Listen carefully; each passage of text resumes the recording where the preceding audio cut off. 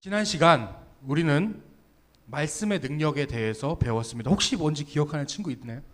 혹시 물론 다 기억하고 계시겠지만 우리는 첫 번째 말씀의 능력은 우리가 예수 그리스도를 향한 믿음을 주는 것이었습니다. 말씀은 우리에게 저번 주에 우리가 들었듯이 말씀은 우리에게 믿음을 주고 그 믿음을 강화시키고 성장시키고 우리는 말씀을 읽고 듣고 배울 때 말씀을 가까이 할 때 우리의 믿음은 자라납니다. 말씀 없이는 신앙생활도 없다는 것을 명심해야 되고, 자, 그리고 오늘은 두 번째로 말씀이 가지는 두 번째 능력. 자, 말씀의 두 번째 능력은 소망입니다. 여러분들, 말씀은 우리에게 소망을 줍니다. 여러분들, 말에는 상당한 이제 힘이 있어요. 우리 친구들이 이제 새 학기가 좀 이제 끝나가는데 이제 새로운 친구들을 만나고 많은 이야기를 나눴을 거예요. 자, 옛말에 이런 말이 있어요. 유명한 말 중에 말이 바뀌면 행동이 바뀌고 행동이 바뀌면 인생이 바뀐다라는 말이 있습니다. 자, 말 한마디에 좋았던 분위기가 와장창 무너지기도 하고, 반대로 말 한마디에 정말 안 좋았던 분위기가 굉장히 좋아질 때도 있습니다. 말 한마디에 천냥빛을 갚기도 하지만 말 한마디 잘못해서 천하의 원수가 되는 경우도 있죠.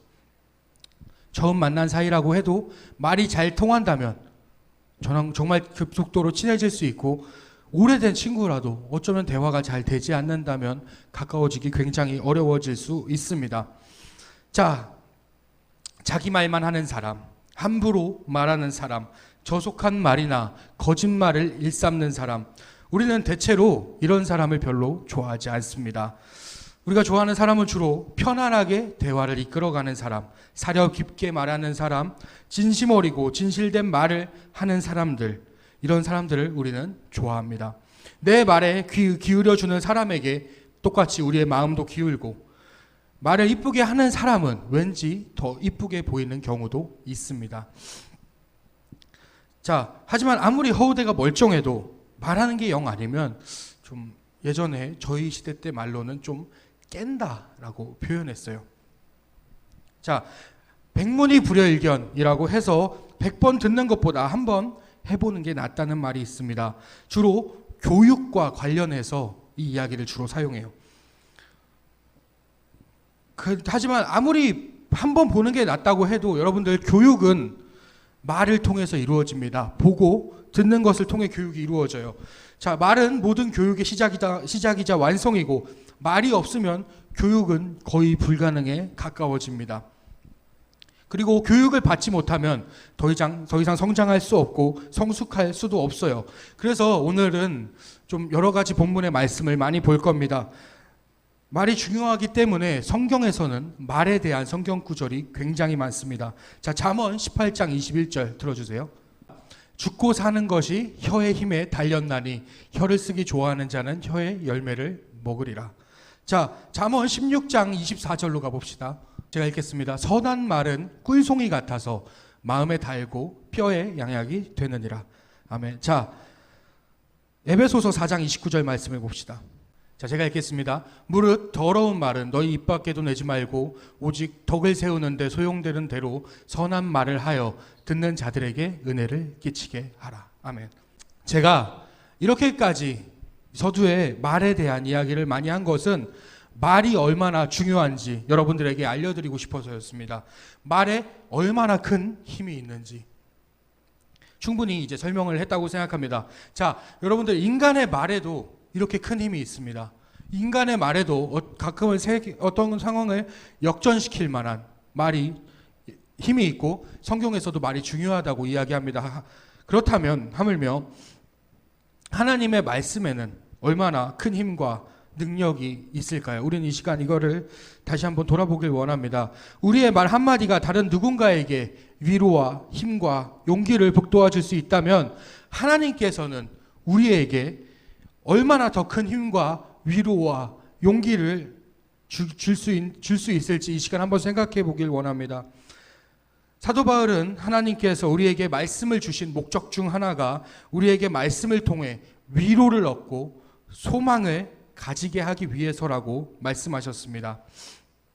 자, 자, 이번에는 성경에서 말씀을 얼마나 중요시 이야기하나 한번 살펴보길 원합니다. 로마서 15장 4절 말씀. 무엇이든지 전에 기록된 바는 우리의 교훈을 위하여 기록된 것이니 우리로 하여금 인내로 또는 성경의 위로로 소망을 가지게 함이니라.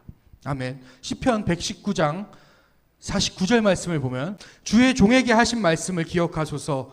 주께서 내게 소망을 가지게 하셨나이다. 아멘.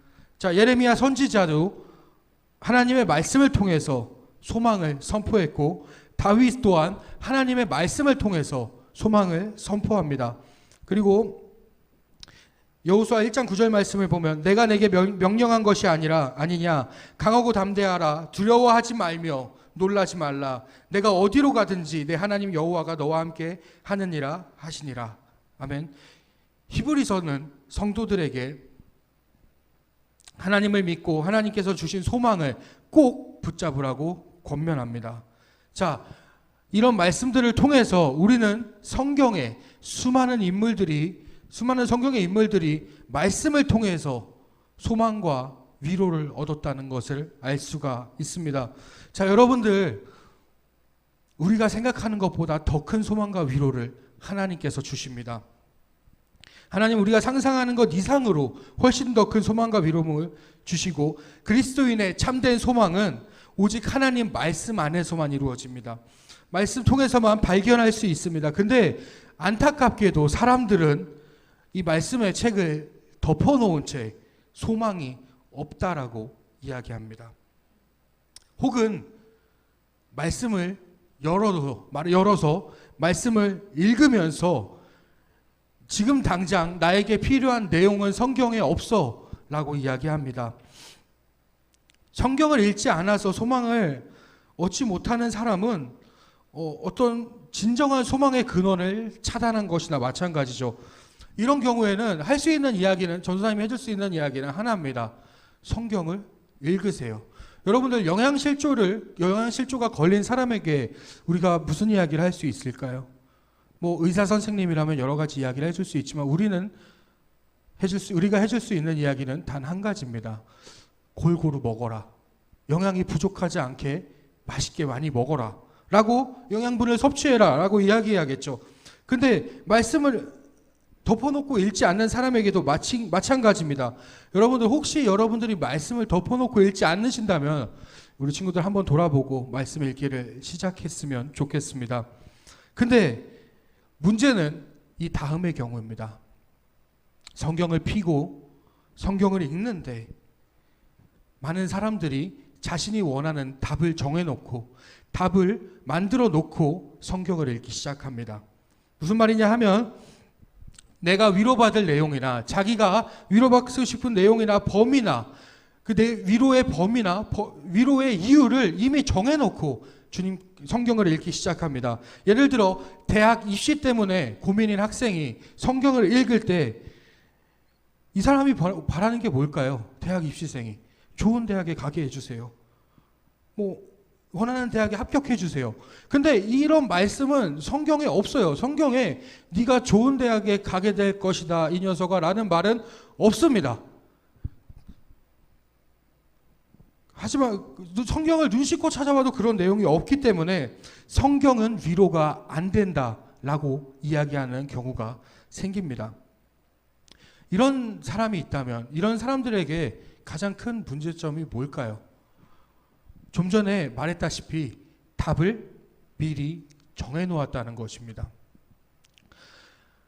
그런 사람에게 필요한 것은 하나님이 주시는 그 엄청난 위로와 소망이 아닙니다.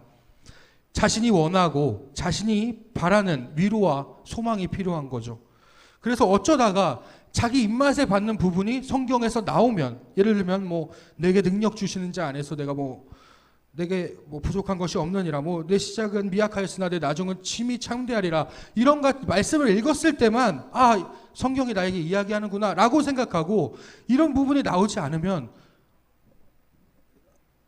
성경이 별로 필요가 없다고 느끼는 경우가 우리에겐 너무나 많습니다. 물론 우리 친구들은 그러지 않지만요. 여러분들 오늘 시간 이후로 꼭 기억하시길 원합니다. 하나님께서 말씀을 통해 주시는 위로와 소망은 생각보다 우리가 예상하지 못한 부분에서, 우리가 상상하지도 못한 부분에서, 우리가 감히 예측하지도 못한 부분에서 오는 경우가 굉장히 많습니다. 여러분들이 그런 소망과 위로를 얻기 원하신다면, 말씀 안에서 위로와 소망을 얻길 원하신다면 지금 이 시간 이후로 마음을 열고 나의 교만과 나의 고집을 잠시 내려놓고 내 입맛에 맞는 위로와 소망이 아니라, 지금 당장 내가 먹었을 때 배부른 위로와 소망이 아니라 하나님께서 더 주시는 더 크고 더 원대한 그리고 영원한 위로와 소망의 말에 우리 친구들이 귀를 기울이길 원합니다. 그러면 우리가 바랬던 것과 어쩌면 바랬던 조그만 것과는 비교도 할 수 없는 훨씬 더 크고 훨씬 더 원대한 더 큰 영광스러운 하나님의 소망을 발견하게 될 것입니다. 그렇다면 여러분들, 하나님께서 주시는 소망은 무엇일까요? 하나님께서 주시는 참된 소망은 예수 그리스도입니다.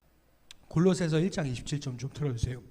하나님이 그들로 하여금 이 비밀의 영광이 이방인 가운데 얼마나 풍성한지를 알게 하려 하심이라. 이 비밀은 너희 안에 계신 그리스도시니 곧 영광의 소망이니라. 아멘. 성경은 우리에게 영원한 소망이 되시며 우리에게 위로자 되시는, 오늘 찬양의 가사에도 나왔죠. 영원한 소망이 되시며 위로자 되시는 예수 그리스도를 성경은 우리에게 알려줍니다. 말씀은 우리에게 알려줍니다. 우리를 예수님 앞으로 이끌고 가서 그 예수님을 만나게 해주는 것이 이 말씀입니다. 우리가 인생에서 예수 그리스도를 알고 그분을 만나고 그분과 교제하고 믿고 섬기는 것은 우리가 좋은 대학에 가고 취업이 잘 되고 이 땅에서 잘 먹고 잘 사는 것과는 비교도 할 수 없는 행복입니다. 이 사실을 인정하는 것이 기독교인의 신앙이고, 그리고 이 소망과 믿음을 주는 것이 성경입니다. 그래서 우리는 성경을 읽을 때 영원하고 참된 소망과 위로를 얻게 됩니다. 자, 로마서 15장 4절 다시 틀어주세요. 무엇이든지 전에 기록된 바는 우리의 교훈을 위하여 기록된 것이니 우리로 하여금 인내로 또는 성경의 위로로 소망을 가지게 함이니라. 아멘. 말씀을 정리하겠습니다. 자, 여러분들은 지금 어디서 소망을 얻고 계십니까? 그리고 그 소망은 참되십니까? 아니면 영원하십니까? 아니면 영광스러우십니까? 그 소망이 여러분들의 신앙을 증진시키십니까? 아니면 그저 인간적인 만족과 안도감과 편안함을 가져다 줍니까? 여러분들, 이 시간 이후로 하나님이 주신 말씀을 붙잡고 소망을 붙잡으시길 원합니다. 그 소망을 가지고 이 세상의 문제와 어려움을 이겨내시길 원합니다. 이 힘든 시국에 여러분들이 문제를 이겨내는 방법이 하나님의 말씀이 되길 주님의 이름으로 축원합니다. 하나님이 주시는 소망은 현실을 뛰어넘습니다. 그리고 그 동시에 어떤 소망보다도 더 현실적입니다. 여러분들이 말씀을 통해 그 소망을 얻는 우리 친구들이 되길 주님의 이름으로 축원하겠습니다. 기도하겠습니다. 살아계신 아버지 하나님, 감사합니다. 주님, 오늘 말씀의 능력인 두 번째 소망에 대해서 배웠습니다. 주님, 더 이상 저희가 다른 소망을 갖고 살지 않길 원합니다. 이 시간 이후로 저와 우리 친구들이 아버지 하나님이 주시는 예수 그리스도라는 그 소망을 붙들고 말씀을 붙들고 하루하루 더 나아가며 세상의 힘든 시국에 세상의 문제들을 이겨내가는, 아주 지혜롭게 해결해 나가는 우리 친구들이 될 수 있도록 주님 함께해 주세요. 모든 시간을 주님께 맡기오며 살아계신 예수님의 이름으로 기도 올렸습니다. 아멘. 주기도문 하시겠습니다. 하늘에 계신 우리 아버지, 아버지의 이름을 거룩하게 하시며 아버지의 나라가 오게 하시며 아버지의 뜻이 하늘에서와 같이 땅에서도 이루어지게 하소서. 오늘 우리에게 일용할 양식을 주시고 우리가 우리에게 잘못한 사람을 용서하여 준 것 같이 우리의 죄를 용서하여 주시고 우리를 시험에 빠지지 않게 하시고 악에서 구하소서. 나라와 권능과 영광이 영원히 아버지의 것입니다. 아멘.